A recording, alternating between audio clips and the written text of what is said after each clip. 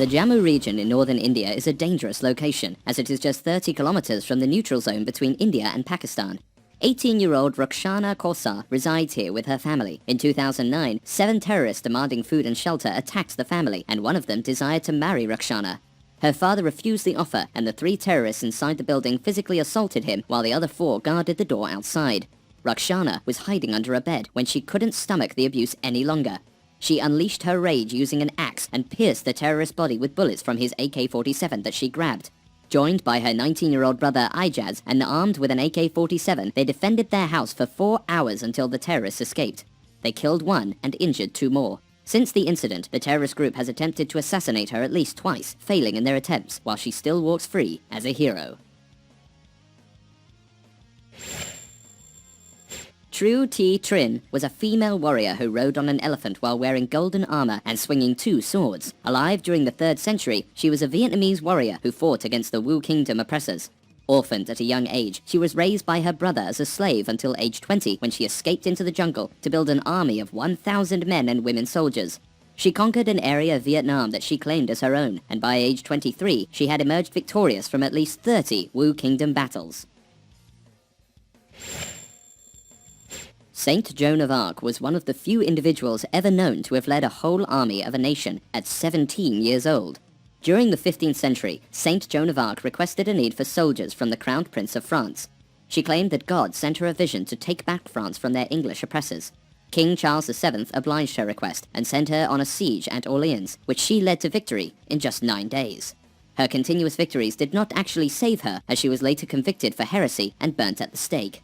The Pope found her trial unjust, and she was made a saint several years later. Boudica was the queen of the Iceni people of East Anglia that revolted against their Roman superiors. She is one of the few people to have her statue displayed in a city she is famous for having destroyed. She was married to Prasutagus, the leader of the Iceni people. After his death, the Romans enforced a direct rule on the Icenian Empire and seized the assets of the people. These actions, coupled with the flogging Boudica received and the rape of her 2 daughters, contributed to a widespread hate of Roman suppression. Boudica rebelled along with other tribes. She led a series of bloodlust battles, starting at Colchester. She carried out further attacks in London and St. Albans, which suffered the same fate as Colchester. Boudica finally suffered defeat at the hands of a Roman army led by Paulinus. Boudica poisoned herself to evade capture. In a time when women were not well known for their expertise in affairs of war, Agustina Domenech stood out from the rest. Born in Spain, Agustina had eyes only for the military from an early age. When she was 16, she was said to have married a Spanish soldier. Her military exploits started in 1808 when she brought apples for the Spanish troops. At that point, Spanish soldiers were pushed back and the French army was pushing forward. Agustina courageously loaded a cannon and fired at the French, who were just yards away. The Spanish soldiers were inspired and returned to their positions. Eventually, the city was captured and Agustina was arrested, but she managed to escape. She joined forces with the British Army and was promoted to captain. In 1813, Agustina pushed the French out of Spain in the Battle of Vittoria. She lived until the age of 71. Genghis Khan's great-great-granddaughter, Katulan, was a very skilled warrior. During the 30-year civil war conflict between her father and her uncle, she was her father's most trusted asset instead of one of her 14 brothers. Katulan was an excellent wrestler, and she was so good that a wrestling challenge was set up to find her a husband. Anybody who could defeat her would become her husband, but if the man lost, he would have to pay with 100 horses. Katulan went away 10,000 horses richer and undefeated after the tournament.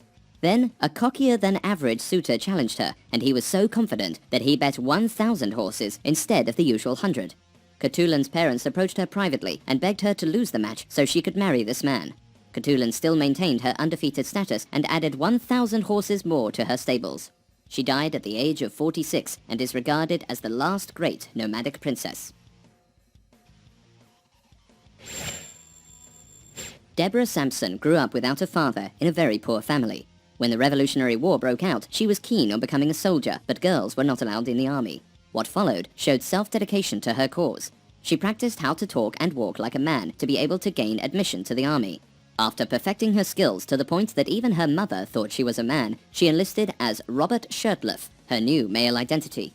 Standing at 5 foot 7 inches tall, she passed easily for a short man among her colleagues. She performed admirably in battle, completing dangerous missions. Her cover was blown due to an injury sustained in battle. She retired and later received pension until her death at age 66.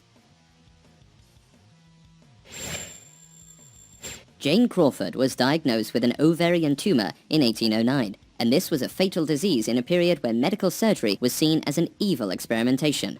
Jane agreed to participate in the surgery even though she was given no assurances about its success. Jane arrived at Dr. Ephraim McDowell's residence after a 60-mile horseback ride. The operation proceeded without the benefit of anesthesia. Only several assistants were there to hold Jane down and give her a dose of opium.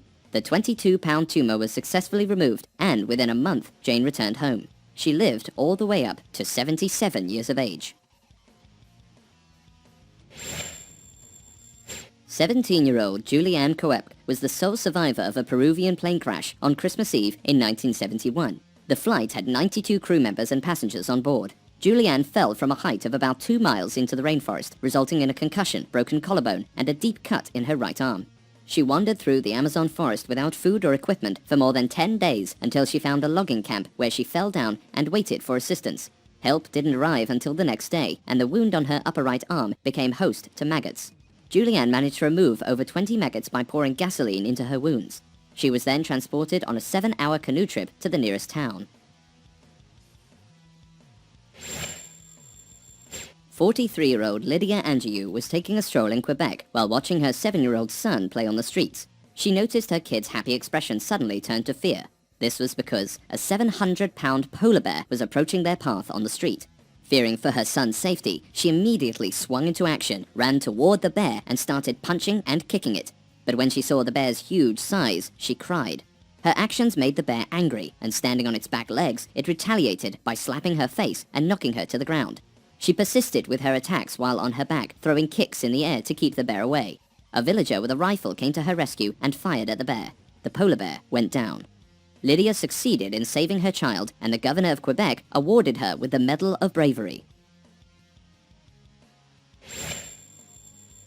In 1859, half Spanish Ella Hatan offered $5,000 to anyone who could defeat her in a sword match. $5,000 is the equivalent of $150,000 in today's currency. Ella went by the nickname La Jaguarina, which means Queen of the Sword, for her undefeated streak.